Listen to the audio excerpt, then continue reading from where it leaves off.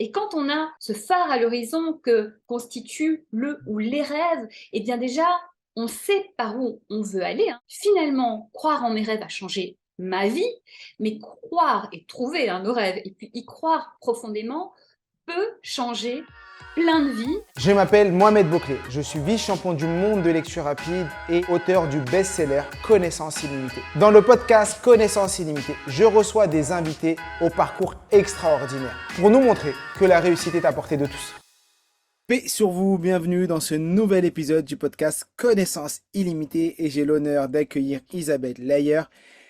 Je suis sûr que vous la connaissez parce qu'elle est présentatrice à la télé, elle est auteure, elle est conférencière, elle est coach, elle a écrit un livre qui est juste incroyable qui s'appelle Je deviens l'artiste de ma vie et j'ai l'honneur de l'avoir aujourd'hui avec moi pour parler de son livre, de son parcours et comment elle a réussi à être actrice de sa vie depuis qu'elle a choisi de l'être. Bonjour Isabelle, comment tu vas? Bonjour Mohamed, bonjour à tous. Merci pour cette jolie présentation. Voilà, l'artiste de ma vie. C'est un concept que j'adore et que j'ai envie de partager parce que ça rend tellement heureux. Donc, ça va super bien. Merci. Est-ce que tu peux te présenter? Moi, je t'ai présenté de manière très succincte. Est-ce que toi, tu pourrais te présenter avec tes mots? Et après, on va rentrer dans le vif du sujet. Oui, je dirais simplement que je suis quelqu'un qui est en connexion avec elle-même et j'invite vraiment les gens, c'est d'ailleurs l'objet du premier chapitre de mon livre, parce qu'en fait, tout ce qui nous rend heureux, tout ce dont on a besoin, tout ce que notre âme et notre cœur ont besoin pour s'épanouir, eh bien, si on se ressent, eh bien, on en prend conscience. Et moi, c'est vraiment un chemin que j'ai fait, hein. Ça ne s'est pas fait en 2 jours, hein, ça s'est fait en des décennies, on va dire. Mais j'ai finalement accepté et accueilli tout ça. Et aujourd'hui, je suis ça, moi j'appelle, je suis mon flow.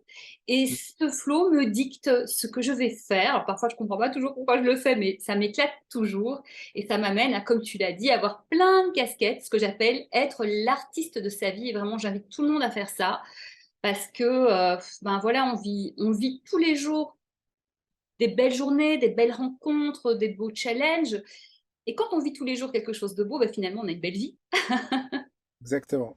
Et tu as toujours eu cet état d'esprit de dire je vais être l'artiste de ma vie ou c'est à un certain moment que tu t'es décidé, tu t'es dit là j'ai le déclic, je vais y aller. Alors moi, si tu veux, pour résumer, je viens d'une famille un peu dysfonctionnelle et d'une enfance où j'étais pas heureuse, aimée, valorisée, où j'avais pas ma place. Je me sentais hyper différente, totalement incomprise. Mais il y a quand même quelque chose, 2 choses. La première, c'est que j'ai toujours compris qu'il fallait apprendre. Donc tout le temps, j'apprenais, je lisais. J'avais la chance d'avoir des parents qui avaient des livres, des bibliothèques. Donc, je farfouillais dans les bibliothèques et je pense que je devais avoir 10 ans quand j'ai lu mon premier bouquin de psychologie. Donc, Bon. l'idée de l'apprentissage où j'ai compris tout de suite qu'il fallait que j'apprenne, que je m'enrichisse pour acquérir les outils dont j'avais besoin, tout en sachant qu'à l'époque, j'avais l'impression d'avoir 0 outil dans mon sac, quoi.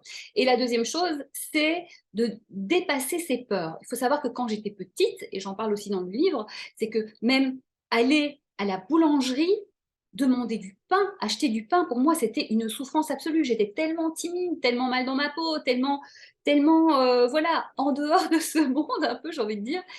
Mais je me suis forcée, je me suis obligée, je me suis poussée.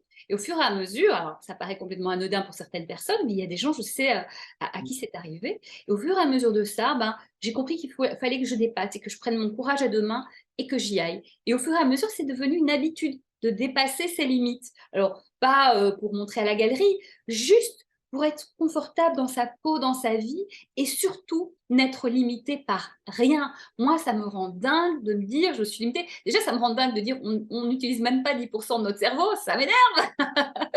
Mais au moins, ce à quoi on a accès juste en travaillant et en se faisant un peu violence, mais pas contre soi, pour s'offrir le meilleur, eh bien, voilà, c'est quelque chose que j'ai mis en place et merci à la vie de m'avoir permis d'avoir cette conscience-là.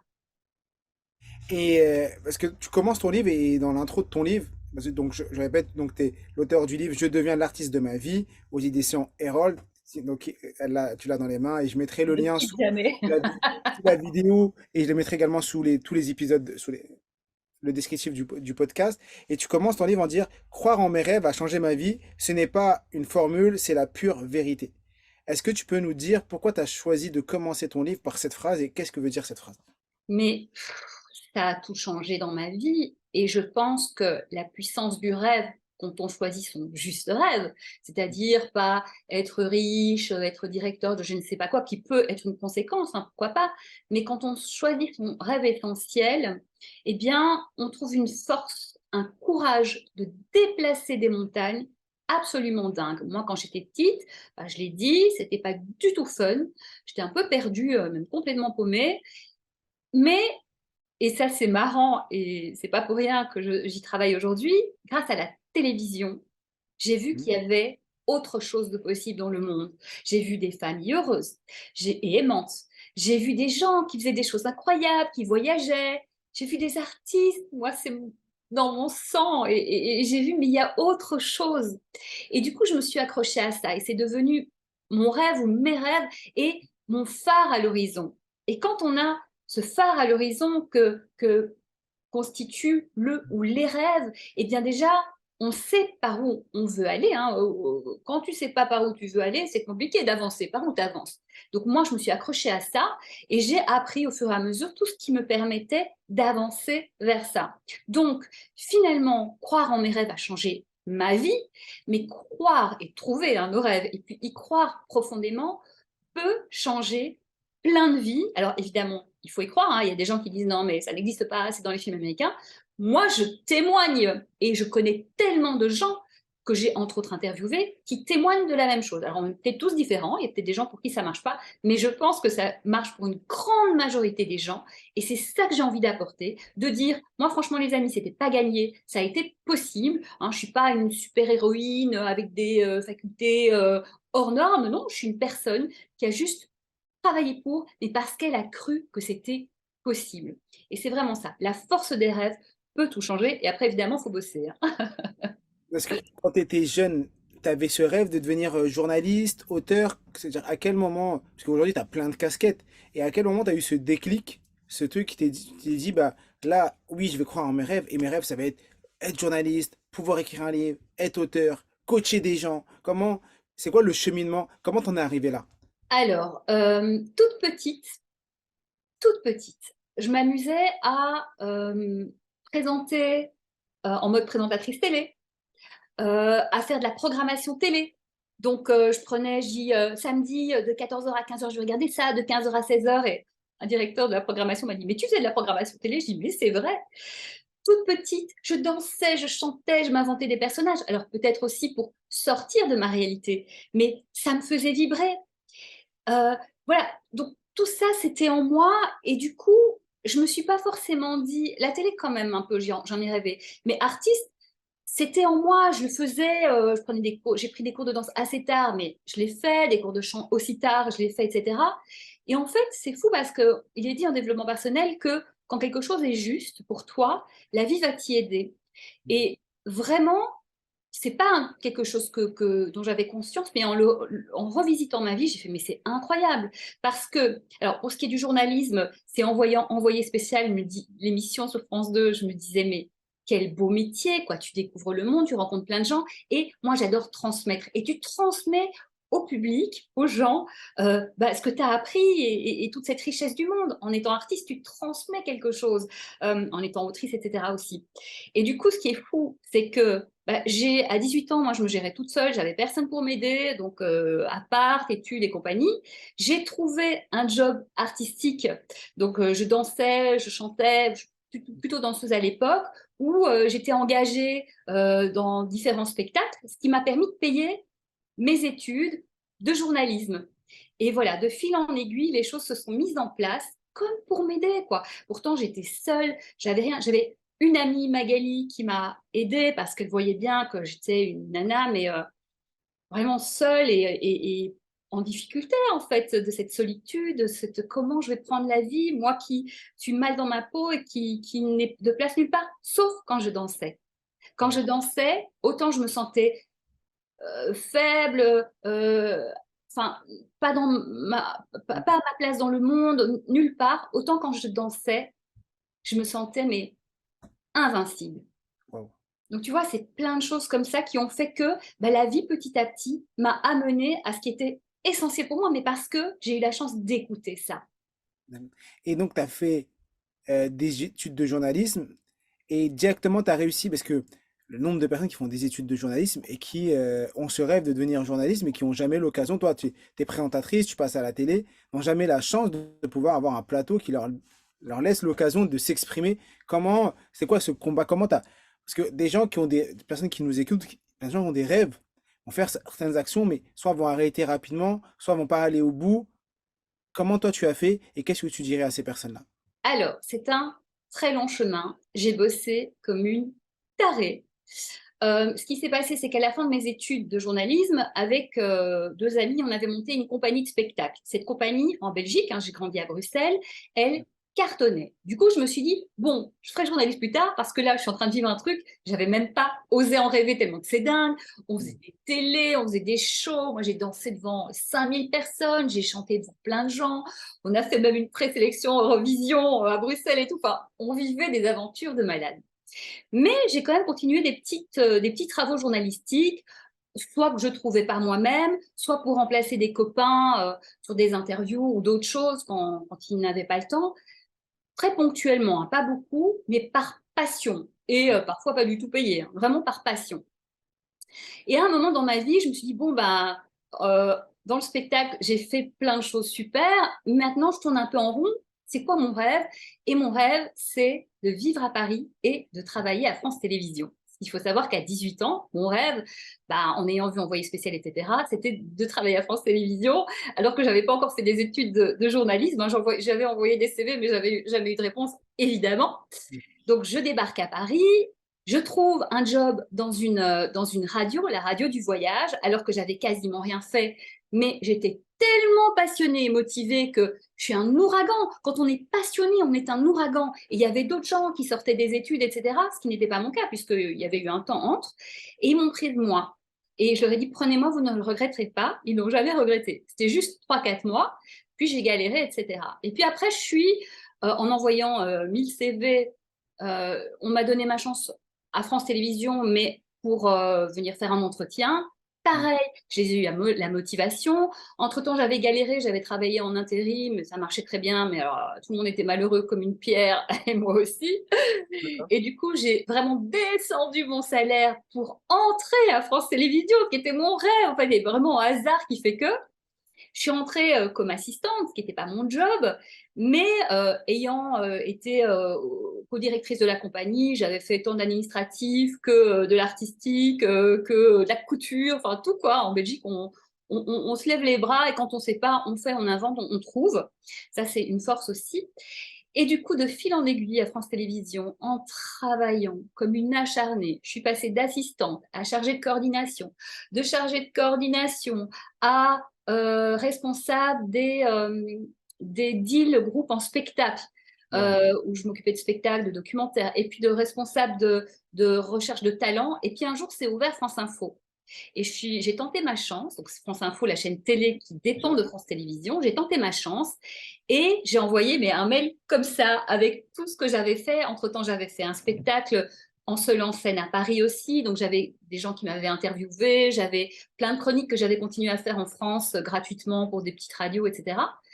Donc Jean Chrétien, qui était à l'époque directeur de l'antenne, me dit écoute, tu as fait pas mal de trucs et tout, viens tenter, c'est le début de France Info, on est fin 2016.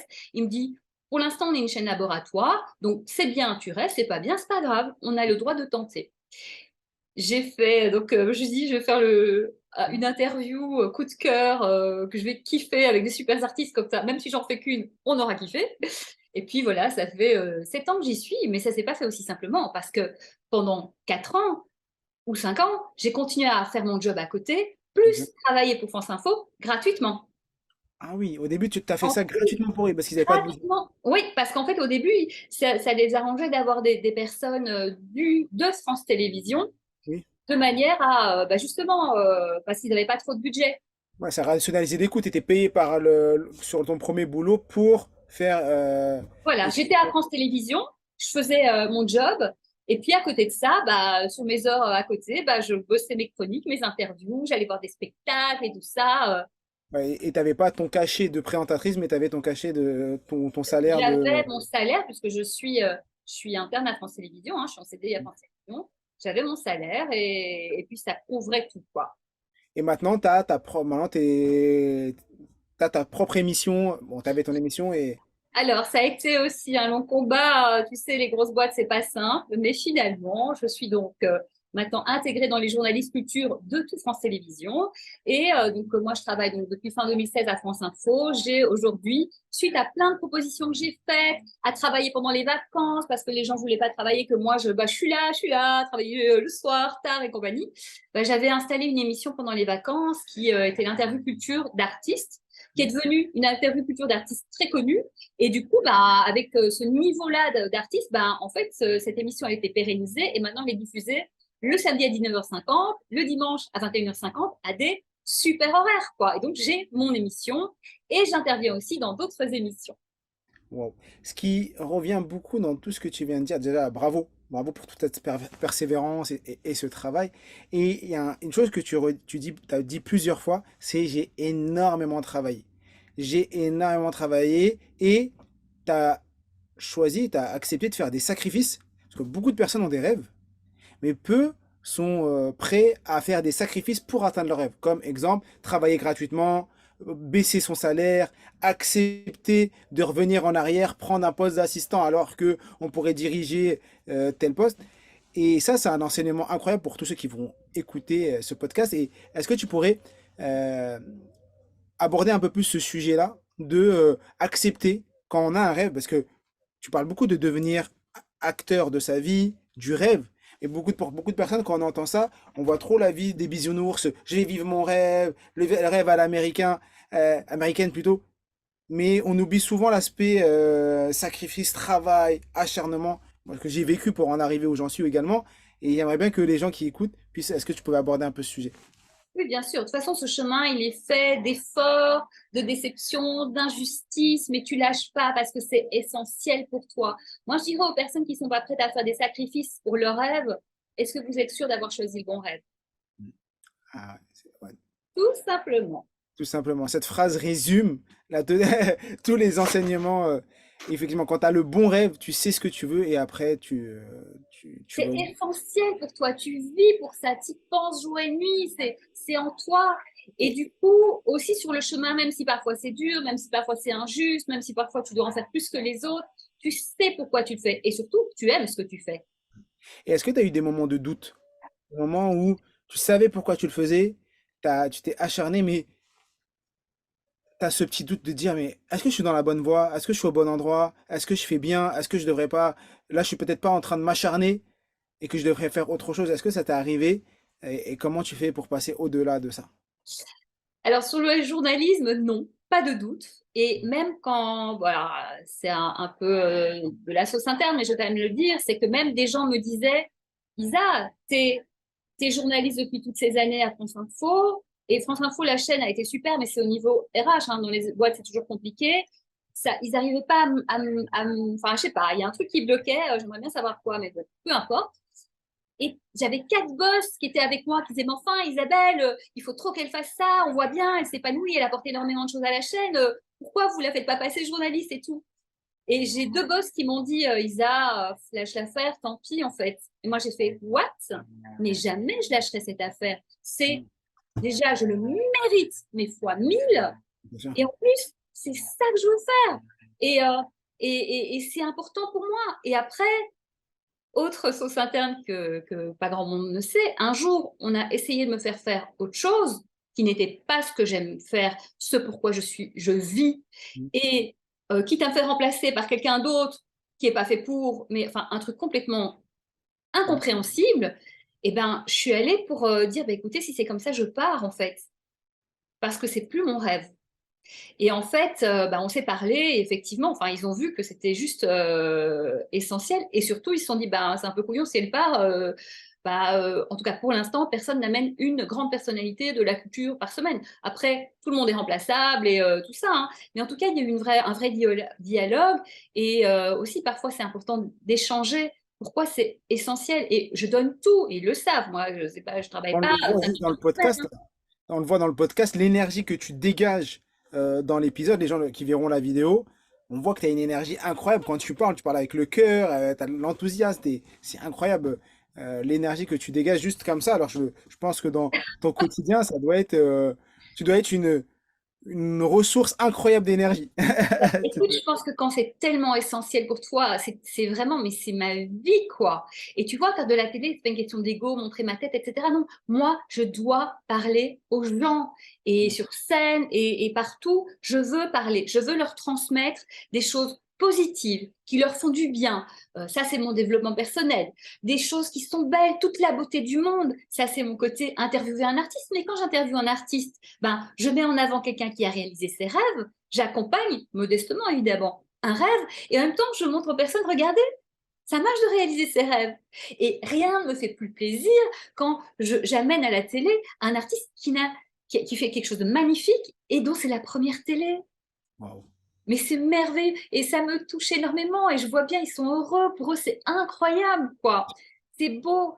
Et quand quand j'invite à la télé un artiste très connu, mais en fait, moi, je sais tout le travail qu'il y a derrière et quel respect profond j'ai pour ces personnes parce qu'on croit que c'est facile pour eux. Mais c'est hyper difficile.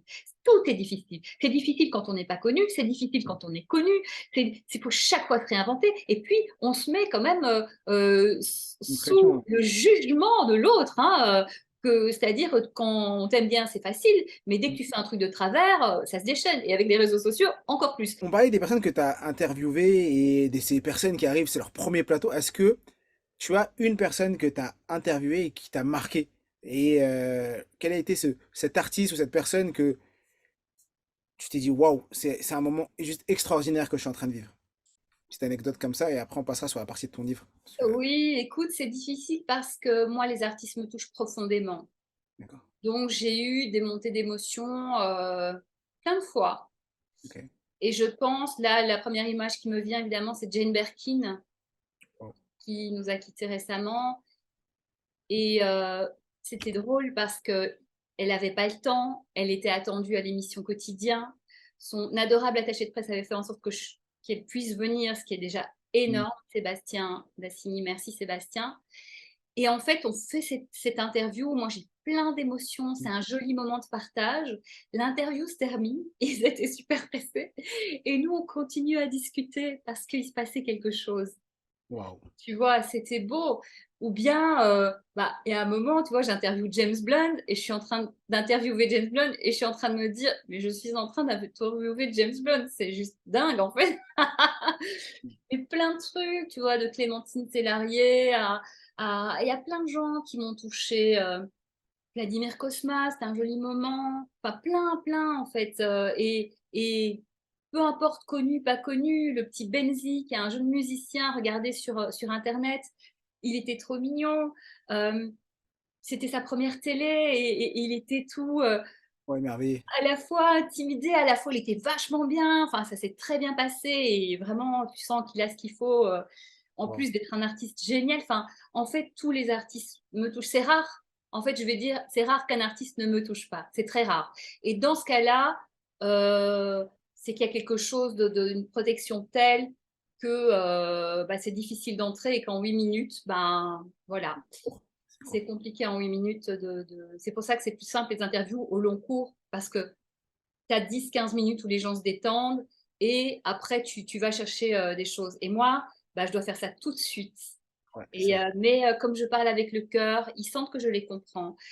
J'ai vu les spectacles, lu les livres, écouté les albums. Enfin, je suis à fond et donc ça va plus vite aussi parce qu'il y a cette connexion de cœur et aussi d'artiste, puisque je pense qu'ils tous ne savent pas que je suis artiste. Hein, moi, je le dis pas forcément. Enfin, je le dis pas d'ailleurs. Mais je pense qu'il y a quelque chose qui se sent, quoi. Voilà. Euh, Waouh. T'es artiste et aussi auteur? Parce que t'invites des auteurs dans ton émission également ou pas? Du coup, Écoute, donc moi je suis autrice. ouais. J'invite des auteurs, oui, alors plus par le prisme que c'est des personnes connues que pour un livre, puisque mon émission maintenant, c'est l'émission avec des invités connus. Mais on a eu Bernard Werber, Éric Emmanuel Schmitt, Raphaël Giordano pour leurs livres, mais c'est le prisme de la personne connue qui a bossé depuis 10 ans, 20 ans, 30 ans et qui mérite sa place. ton livre Je deviens l'artiste de ma vie. Petite pause pour te dire que si ce podcast te plaît, like et abonne-toi pour recevoir encore plus de contenu. En vrai, représente ton histoire un peu parce que tu as axé ça sur 12 points, 12 axes pour que les personnes peuvent lire, mettre en pratique pour devenir acteurs de leur vie. Et il y a un des points, la clé numéro 3, tu dis la peur du jugement des autres. C'est un des points qui bloque beaucoup les gens. Pourquoi tu as mis dans les 12 clés cet élément-là? Pourquoi, d'après toi, la peur du jugement des autres empêche les gens de devenir acteurs de leur vie? Alors oui, effectivement, je suis passée par tout ça.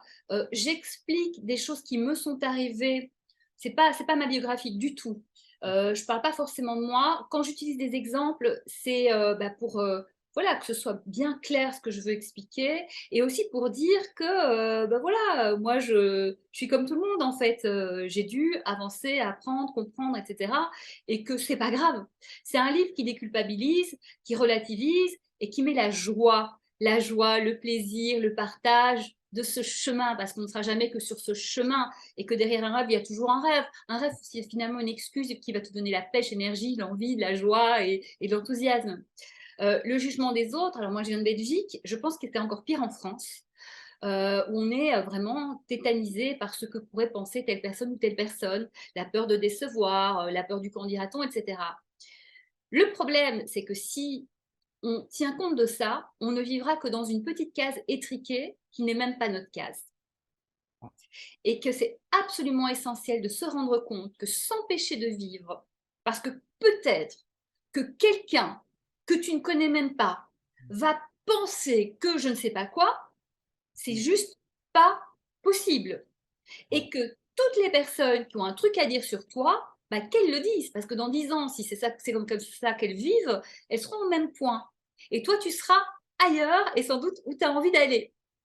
Et enfin, quand des gens de ton entourage ne comprennent pas ou critiquent ou veulent juste par envie de te protéger, te dire non, ne fais pas ça, mais ils parlent d'eux-mêmes, ils parlent de leurs limites et ça leur appartient. Rendons-leur la responsabilité de leur vie. Nous, on prend la responsabilité de la mienne, de la nôtre, pardon. Et du coup, ça veut dire que aussi, sans doute que ces gens-là, quand on aura atteint notre but, ou en tout cas qu'on aura vécu plein de choses incroyables et qu'on aura avancé incroyablement, ces gens, eh bien, ils vous diront ah ben je l'ai toujours su, ou je suis trop fière de toi, ou ils vous envieront, ou même peut-être que derrière ils feront pareil. Moi j'ai plein de gens comme ça qui font, je vois bien ils suivent mes traces, j'ouvre des voies et je montre que c'est possible. Et bien voilà, soyez ça, la personne qui va montrer que c'est possible, qui va ouvrir des voies, et en tout cas, ne vous empêchez pas d'être qui vous êtes, parce qu'il y a une seule personne qui est vous et qui a votre vie à vivre, c'est vous et personne d'autre. Et est-ce que toi, tu as déjà été critiqué dans ce que tu fais et comment tu vis ces critiques? Parce que ça, on l'entend. Moi, ton discours, c'est exactement le discours que je prône avec mes élèves, avec les personnes qui m'entourent. Et moi, j'ai une phrase, c'est tu seras toujours critiqué par la médiocrité. Donc, les gens seront. Mais est-ce que toi, tu l'as vécu et qu'est-ce que tu dirais à une personne qui vit ces critiques? Comment, oui, elle va vouloir tracer sa route, mais comment intérieurement tu passes au-delà de ça. Alors les gens qui travaillent plus et donc qui reçoivent un peu plus, souvent il y a de la jalousie. Moi, j'ai toujours bossé plus que la grande majorité. Il y a plein de gens qui bossent autant que moi, hein, mais en tout cas dans mes entourages. Et donc, c'est vrai que j'ai connu des personnes jalouses ou des choses un peu compliquées. Et donc, j'en ai pas mal souffert. Et puis un jour, à force de travailler sur moi, de réfléchir, d'essayer de comprendre, et là, il s'est passé quelque chose. Et j'ai bien senti que je ferme une porte et je reviens dans l'endroit où j'étais. Et les deux personnes, je vois bien qu'elles sont en train de parler sur moi et de me critiquer. Donc, je dis ce que j'avais à dire, je pars, et là, j'éclate de rire. Et là, je me rends compte, en fait, que, tant pis pour elle, en fait. Et aussi que, si on critique, si on jalouse, c'est qu'il y a quelque chose à jalouser. Hey, mais c'est une super nouvelle. Ça veut dire qu'il y a quelque chose à jalouser. Ça veut dire que j'ai plein de trucs super, en fait. Donc voilà, tu me jalouses, tu me critiques. Déjà, pauvre de toi, parce que si tu n'as pas autre chose à faire de ta vie, c'est bien dommage. mais surtout, tu me montres que, bah oui, j'ose des trucs et ça coince aussi parce que eux ne le font pas et qu'au fond d'eux, ils aimeraient bien le faire, mais que c'est plus facile de critiquer que de se relever les manches. Tant pis pour eux. Et ça veut dire aussi, faisons en sorte d'avoir un entourage sain, positif, bienveillant. Évidemment, on ne choisit pas tout le monde. Eh bien, les personnes qui ne croient pas trop en nous, qui doutent ou qui ont peur pour nous, on leur dit, écoute, fais-moi confiance, on ne parle pas de ça, c'est pas grave, on peut parler de plein de choses d'autres, mais s'il te plaît, voilà, ne casse pas mon rêve, ne casse pas mon énergie, etc. On en reparlera plus tard, mais là, j'ai besoin de, de mon énergie. Et ça, c'est une question de poser les limites. Effectivement, parce que les gens se projettent, ils projettent leur réalité et leurs limites sur nous. Et donc, si eux, pour eux, c'est une limite, ils pensent que ce sera également notre limite. Si eux, ils n'ont pas réussi, ils disent, mais comment moi, si j'ai pas réussi, pourquoi lui réussirait? Et donc, ils disent, non, mais ne le fais pas, tu vas pas réussir. Et il y en a aussi par peur, des fois, nos proches, parents, les gens qui nous aiment vraiment, ils le font pas parce qu'ils ne veulent pas, mais ils le font par peur. Pour nous, moi, quand j'ai arrêté le salariat pour me lancer à plein temps dans ce que je fais aujourd'hui, avec ma femme et mes deux enfants, mes parents ont eu peur. Ils disent, non, mais tu vas pas laisser ton salariat, t'es bien, tu gagnes bien ta vie. Et aujourd'hui, ils sont super heureux de me voir épanoui et de faire des choses juste extraordinaires. Et c'est eux-mêmes qui me disent, mais c'est fou, c'est trop bien. Alors qu'il y a quelques temps, et ils me disaient, Mohamed, reste à ta place. Mais ils le faisaient de bon cœur. Ils le faisaient avec amour et bienveillance. Absolument, absolument. Mais tu vois, moi je me dis, c'est quoi le risque, quoi? Au pire, tu galères, tu reprends un boulot de base, le temps de te refaire, et puis tu repars. Mais au moins, tu n'as pas de regrets. Au moins, tu as tenté. Et en plus, si ça marche pas, bah, tu auras appris plein de choses et tu te seras enrichi. Et tu ne seras pas à la fin de ta vie en train de te dire, oh là là, si j'avais fait ça et juste je suis passée à côté de ma vie. D'ailleurs, je ne sais pas si tu connais, si vous connaissez les travaux de Bronnie Ware, qui a écrit un livre qui s'appelle Les 7 principaux regrets des mourants. Bronnie Ware, c'est une infirmière australienne. Donc, son métier, c'était d'accompagner les gens qui vont mourir. Et donc, elle a recueilli leurs témoignages et elle s'est rendue compte, en fait, qu'il y a 7 regrets principaux. Et parmi eux, un des principaux, c'est de ne pas avoir osé vivre la vie à laquelle ils aspiraient. Et que face à l'immensité de la peur de la mort, les petites peurs qui nous empêchaient d'oser des petites choses dans notre vie, ou même des grandes choses, eh bien, elles fondent comme neige au soleil, évidemment. Parce que voilà. Donc, n'attendons pas ce dernier moment et de regretter. La vie, c'est un champ d'exploration. Explorons. Franchement, on est en France. Avant de tomber au bout du bout du bout du bout, il y a quand même de la marge. Hein. C'est un pays formidable qui, à plein d'endroits, peut aider les gens. Et puis, bah, on a des amis, on a une famille. Et si on n'a pas de famille, on a quand même un entourage, etc. Donc, on n'est pas seul, quoi. Entièrement d'accord et je partage ton point de vue. Et en parlant d'entourage de famille, d'entourage, d'amis, t'as mis dans la clé numéro 6 dans ton livre, c'est apprenez à poser vos limites. Oui, En quoi, moi j'avais entendu cette phrase qui est devenue un de mes mantras, euh, celui qui donne doit mettre des limites car celui qui prend n'en mettra jamais. Celui qui absolument. donne doit mettre des limites car celui qui prend n'en mettra jamais. Pourquoi dans ton livre la clé numéro 6 est celle-ci et en quoi le fait de mettre des limites, ça nous permet de devenir artiste de notre vie. Bah, mettre des limites, c'est quelque chose d'essentiel. C'est-à-dire que ça parle du respect qu'on a pour nous-mêmes.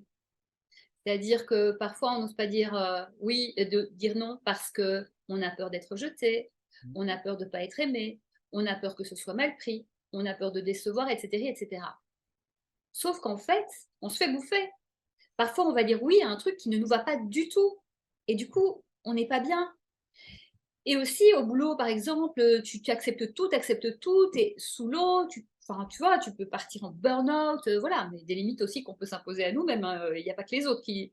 Mais mettre des limites, c'est se respecter soi et montrer aux autres que si moi, je me respecte, eh bien, de nous émane une énergie qui fait que les autres vont nous respecter. Si toi, tu ne te respectes pas, tu acceptes tout même si ça ne te va pas, etc., eh bien, tu vas montrer aux autres que, vas-y, ne me respecte pas, c'est open bar.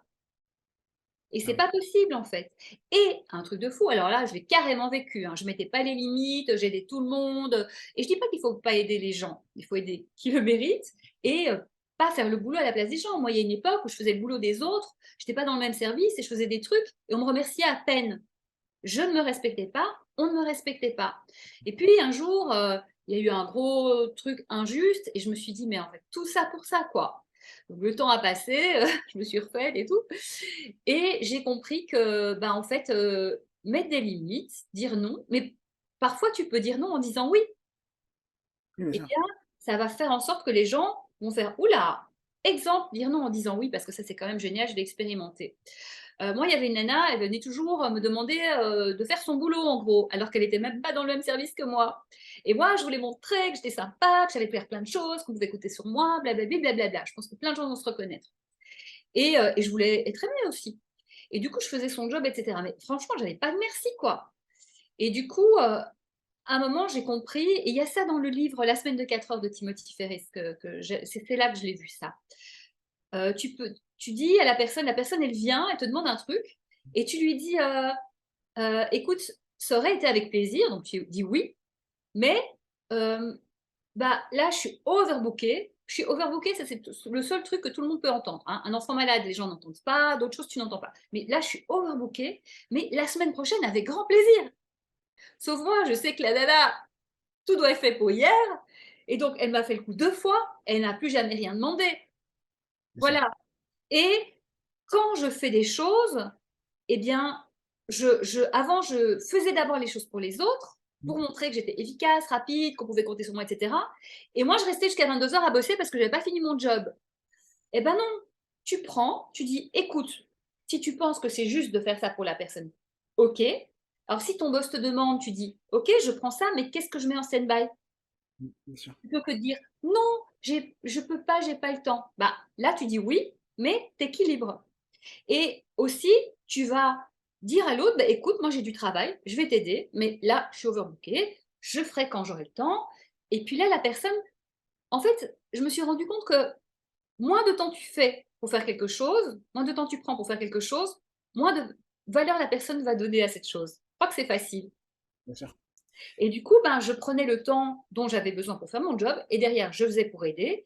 Et du coup, derrière, j'avais des merci. Oh, désolée de t'avoir dérangé, je sais que tu es très occupée. Oh là là. Alors qu'avant, c'était à peine un merci. Il y a parce que moi, je forme également aussi un peu à la productivité.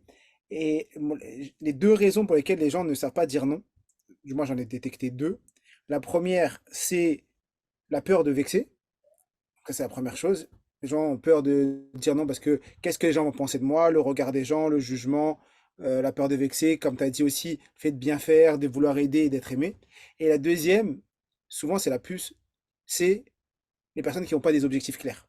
Quand tu as un objectif clair, tu sais ce que tu dois faire. Quand tu viens au travail en sachant exactement ce que tu dois faire et quelle est ta priorité, quelle est la priorité des priorités, et tu sais clairement ce que tu as envie, et ben tout ce qui est en dehors de ça, tu dois dire non. Parce que sinon, ça t'empêche. Si t'as pas si, exemple, moi, quand j'étais salarié, à la fin, quand j'ai découvert ces méthodes, je savais que j'avais mon travail et que je devais finir tôt parce que j'avais tel livre à lire, parce que je voulais faire telle ou telle chose, que peut-être que je voulais finir plus tôt, aller m'occuper de mes enfants ou faire telle autre chose. Et ben, comme ça rentrait pas dans mon plan, j'avais mon objectif clair, donc je disais non. Mais effectivement, dire non, c'est pas, peut pas dire non, va voir ailleurs. C'est un non oui, ça veut dire oui, je peux t'aider, mais est-ce que c'est urgent? Est-ce que c'est prioritaire? Est-ce que je peux le faire plus tard? Ou est-ce que je peux te montrer juste le chemin? Je le fais pas pour toi, mais je te montre où est la solution. Tu as regardé dans tel dossier, tu as regardé à tel endroit, et c'est comme ça que souvent les personnes, et ça c'est vrai, c'est un ça soigne les gens. Quand ils viennent une fois, tu leur dis, là je peux pas, mais tu devrais regarder là-bas. Ils viennent dire, ah je peux pas, mais tu devrais regarder là-bas, ou je le ferai la semaine prochaine. Ils sont pressés, ils viennent plus te voir. Là, ou ils vont voir quelqu'un d'autre, ou bien ils le trouvent par eux-mêmes. Oui, tu as raison, les objectifs clairs. Et moi, je suis très fan de la to-do list. Parce qu'en fait, quand je l'ai expérimenté, hein, tu es devant ton ordinateur, tu n'as pas ta to-do list, bah, tu fais des trucs. Et si tu as ta to-do list avec exactement comme tu le dis, les éléments essentiels au début, et n'hésite pas à dégager ce qui n'est pas, j'en parle également dans le livre, eh bien, en fait, tu dépotes ta to-do list, ben, c'est hyper efficace en fait. Et autre chose quand même, ça ne veut pas dire qu'il ne faut pas aider les autres, Bien sûr. mais il faut que ce soit juste. Hein, il ne faut pas être injuste envers soi, il ne faut pas faire pour juste être aimé et compagnie. Voilà, faut être au bon endroit. Et il y a des gens, c'est quand même des spécialistes, ils te refourguent leur travail et c'est juste parce que toi, tu es, trop gentil et que tu veux trop être aimé et ça, c'est pas bon, quoi. Ils Donc, faut finissent la la machine, tout à fait. et ils finissent à la machine à café. Oui, pendant que toi, moi je me souviens, hein, les gars et les nanas partaient à 19h, moi je bossais jusqu'à 22h, 22h30 pour finir mon boulot, quoi. Et C'est même pas un merci, ou parfois même pas un merci. c'est incroyable. Never Donc, again. Mais c'est très bien parce que ça m'a permis de prendre conscience. Tout est utile en fait. Et c'est comme bien ça que sûr. j'ai changé drastiquement. Bah, il y a toujours un cadeau dans tout ce qu'on nous donne. Parce que, effectivement, en faisant ça, tu as peut-être appris plein de nouvelles choses, tu as eu des capacités, tu as développé des choses que tu n'aurais pas développées. Sinon, tu apprends des choses, il y a un cadeau derrière, mais des fois, il faut se réveiller et se dire, bon, je vais changer ce cadeau et revenir sur mes objectifs. Oui, Il y a- et je pense que dans tout ce qui nous arrive, si ça ne nous convient pas, c'est qu'on a, sans le savoir, émis des signaux qui permettent aux gens de le faire ou pas été assez clair sur les limites. Ce chapitre 6, il est essentiel. C'est une Bible. Rien que ce chapitre-là, il peut vraiment changer des choses dans la vie. Effectivement, il y a 12 chapitres dans le livre. Bon, je vous invite vraiment, toutes les personnes qui nous écoutent, à aller se procurer ce livre. Il est sur Amazon, je l'ai trouvé sur Amazon. Il est, je pense, également dans toutes les librairies, parce qu'il est édité chez Erol. Je voudrais aborder une dernière clé que tu abordes dans le livre. Il y en a 12, mais on en a parlé déjà de deux. On en parlera d'une dernière pour arriver à la fin de cet épisode. Ça fait quasiment plus de 45 minutes qu'on est ensemble. Déjà, le temps passe très très vite, c'est incroyable. C'est vivez ici et maintenant. Ah oui. Ce point, pour moi, il est fondamental parce que je sais qu'il y a beaucoup de gens autour de moi qui nous écoutent et autres qui sont toujours dans la vision du après. Plus tard, je serai heureux. Plus tard, je serai. Quand j'aurai, je serai. C'est Quand j'aurai ça, je exactement. serai ça. Ouais. Et donc, j'aimerais que tu nous abordes ce sujet-là, ouais, effectivement. Mais ça, c'est exactement ce que j'ai vécu. Étant petite, je n'étais pas heureuse. Donc petite, c'était plus tard, je serai heureuse, plus tard, je serai heureuse. Sauf qu'à un moment, j'ai plus besoin de ça. Mais adulte, je continuais à ne pas vraiment être ici et maintenant. Et parfois, j'étais avec des amis, mais je pensais à ce que j'allais faire et j'étais jamais là. Sauf qu'un jour, je me suis dit, mais attention, aujourd'hui est aujourd'hui, demain sera toujours demain. Donc si je vis pas pleinement aujourd'hui, bah, je vivrai jamais en fait. Et je passe à côté des moments de kiff, de juste, voilà, soit profite de tes amis, kiffe ce que tu fais. Et finalement, en habitant pleinement les moments aujourd'hui, ici et maintenant, c'est là qu'on touche justement à la joie, au bonheur de faire ce qu'on fait, au bonheur de partager et que vraiment on intègre cette notion aussi de gratitude, de chance de vivre, de s'être donné la chance de vivre la vie qu'on a envie de mener. Alors, il y a toujours des choses qu'on va faire évoluer, mais déjà ici et maintenant, waouh, c'est génial, gars, c'est génial qu'on partage, c'est génial que des personnes nous écoutent et vont peut-être réagir et vont peut-être nous parler d'elles et on va lire ça. En fait, chaque moment, il est beau, tu vois, j'ai des frissons rien qu'à te dire ça. Donc, vraiment, prenons ça, rendons-nous compte qu'on a tellement de chance quoi, d'être en France. On ne se ramasse pas des bombes sur la tête toutes les 2 minutes. On a de quoi manger. On peut s'acheter du chocolat. Voilà. Et puis, s'il y a des choses qu'on veut faire évoluer, eh bien, on peut les faire évoluer. Dans ce pays, tu veux faire une formation, eh ben, tu as des possibilités en plus d'être aidé. Moi, quand j'ai fait mes études de coaching, venant de Belgique, je n'avais droit à rien. J'étais en intérim, je galérais. Franchement, je galérais. Il y a eu des périodes où j'avais 10 euros par semaine pour manger. Mais un truc de malade, parce que je n'avais rien. J'ai eu la chance d'avoir une amie, Sabine, qui m'a prêté son appartement pendant les mois où elle n'était pas là et que moi j'étais en totale galère. Merci les amis. Euh, et en fait, finalement, voilà, la moindre chose qu'on a, elle est fabuleuse. La moindre chose qu'on a, elle est fabuleuse. Rappelons-nous d'où on vient. Et chaque petit centimètre qu'on évolue, c'est comme quand on avance et qu'on réussit des choses, célébrons-les et remercions-nous. C'est pas mal de se remercier. C'est important aussi d'être son meilleur ami parce que la seule personne qui sera avec nous jusqu'au bout, c'est nous-mêmes.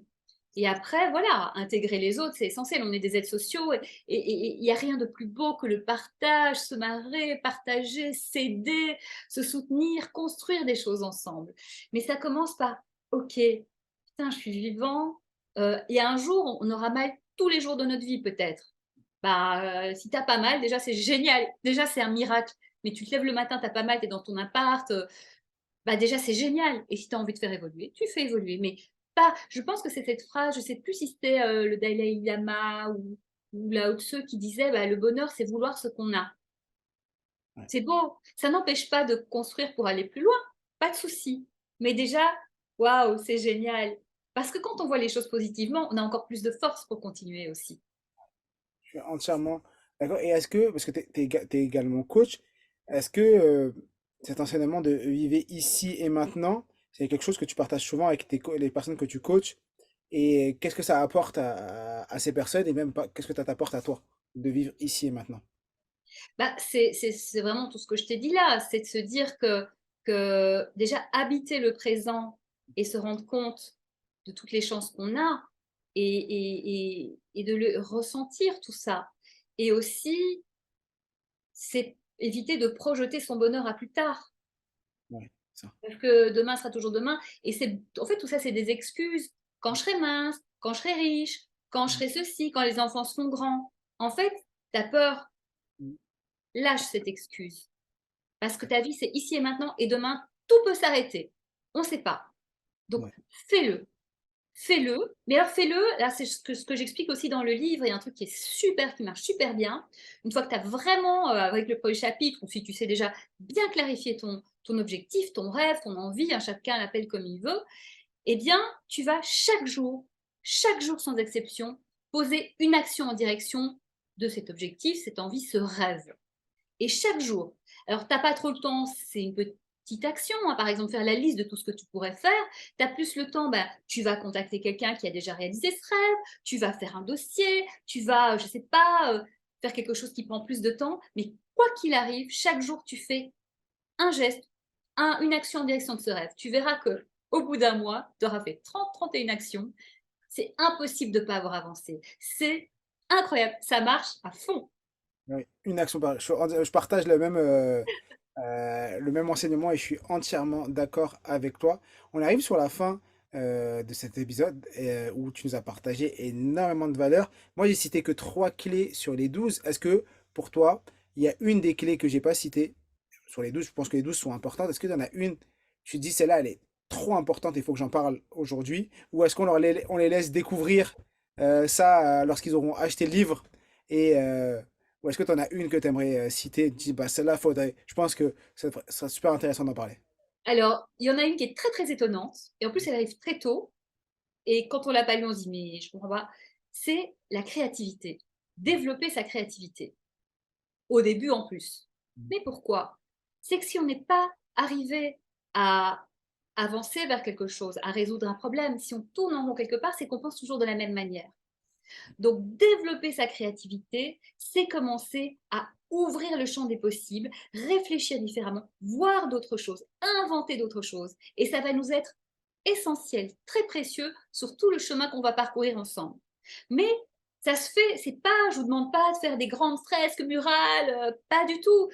Développer sa créativité, c'est sur les petites habitudes du quotidien. Il y a des exercices partout dans le livre et tous les exercices sont hyper simples, abordables, mais par tout le monde, de l'ado jusqu'à 100, 200 ans, hein, on ne sait pas. Et en fait, ça va être quoi, par exemple? Eh bien, tous les jours, quand tu t'habilles, en fait, en gros, tu mets un peu les 15-20 mêmes vêtements. Hein, c'est-à-dire, tu les laves, tu les remets au-dessus, tu les laves, tu les remets au-dessus. Mais en tout, il y a plein d'autres trucs. On va commencer à tout sortir et s'habiller, mettre d'autres choses, faire d'autres assemblages. Voilà, s'habiller différemment. Ça va être au supermarché, tu vas acheter des choses que tu n'as jamais mangées. On mange un peu toujours la même chose. Eh bien, tente des trucs, invente des recettes ou trouve d'autres recettes. Si tu n'inventes pas, c'est pas grave, mais trouve d'autres recettes. Fais différemment. Si tu prends toujours le même chemin pour aller quelque part, change de chemin. Essaye de trouver des surprises à faire à tes copains. Invente des trucs. Voilà, c'est plein de choses comme ça. Et ça, en fait, petit à petit, donc c'est des choses accessibles à tout le monde, eh bien, petit à petit, hein, eh bien, on va commencer à habituer son cerveau à sortir de ces deux rails qui nous empêchent vraiment, qui font que notre vie, c'est une sorte d'autoroute, et inventer des chemins riches où on va découvrir plein de choses. Et c'est amusant aussi. Il faut s'amuser de tout ça. Effectivement, pour avoir ce que tu n'as jamais eu, il faut faire ce que tu n'as jamais fait. Euh, Exactement. et comme disait Albert Einstein, la folie, c'est de faire toujours la même chose et d'espérer un résultat différent. Einstein, exactement. Merci, merci Elisabeth pour tout ce moment, pour cette heure Isabelle, passée à nos côtés et tous ces partages. Si euh, tu avais, souvent je te pose cette question à mes invités, si tu avais tes proches autour de toi et tu voulais leur laisser un enseignement, un héritage, mais cet héritage c'est un enseignement. Quel serait cet enseignement, quelle serait cette phrase, cet héritage que tu aimerais laisser aux gens autour de toi? c'est vraiment trouver votre juste rêve. Il est en vous. Écoutez votre âme, votre cœur. Il y a des exercices pour ça, mais en tout cas, trouvez votre juste rêve et ne vous inquiétez pas du chemin parce que votre rêve, il va vous indiquer le chemin. Il le sait. Faites confiance, suivez son flot et vous verrez que petit à petit, le chemin, il va se dessiner devant vous. Et soyez l'artiste de votre vie. Et pour être évidemment l'artiste de sa vie. Je vous invite vraiment à mettre en commentaire de cette vidéo si vous avez ce que vous avez retenu de cet échange sous les épisodes de podcast, sous l'épisode de podcast également mettre bien sûr compte sur vous 5 étoiles et un commentaire à nous écrire.